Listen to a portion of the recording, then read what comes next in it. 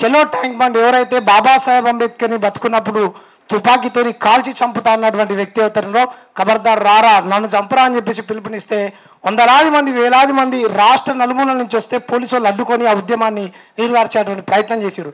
నా గొంతు ఆపరేషన్ అవ్వడం వల్ల నేను మాట్లాడలేదు తప్ప 100% నేను మాట్లాడను. మరి మాట్లాడిన వాళ్ళు ఎందుకు మాట్లాడారో నాకైతే తెలియదు.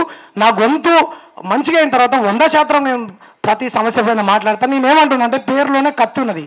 వాడు లలిత్ కుమార్ చౌదరి, ఈడేమో మున్నూరు కాపు. సారీ మీరు ఎవరైనా కులం అంటే తప్పుగా అనుకోకండి. అంటే వాడేమో మున్నూరు కాపులతో మాట్లాడినప్పుడు అలా అన్నాను మున్నూరు కాపు అంటాడు.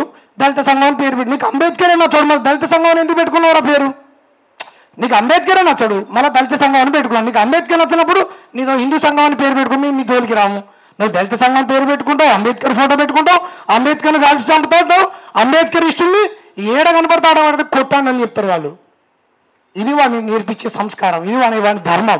నేనేమంటున్నా అంటే నువ్వు కొడితేనే దెబ్బలు తగలవు, మేము కొట్టినా దెబ్బలు తగులుతాయి. తగ్గుతాయి కదా, మేము కొట్టినా దెబ్బలు తగులుతాయి. అందుకే మా పార్టీ వీసీకే పార్టీ కొడితే కొట్టమంటున్నాం. వాడు పొడుస్తా, వాడు ఒక్క పోటు పడితే మీరు 2 పోట్లు పొడుస్తాం. ఇది ప్రజాస్వామ్యమా కాదా అనేది మరి వాళ్ళ ప్రజాస్వామ్యం వర్తించినప్పుడు మనకు వర్తించదా? వాళ్ళు కరెక్టేనా సార్? వాళ్ళు చంపుతా అంటారు, అలాంటప్పుడు మీరెందుకు చంపొద్దు? మా నాయకుడు ఇదే చెప్పాడు.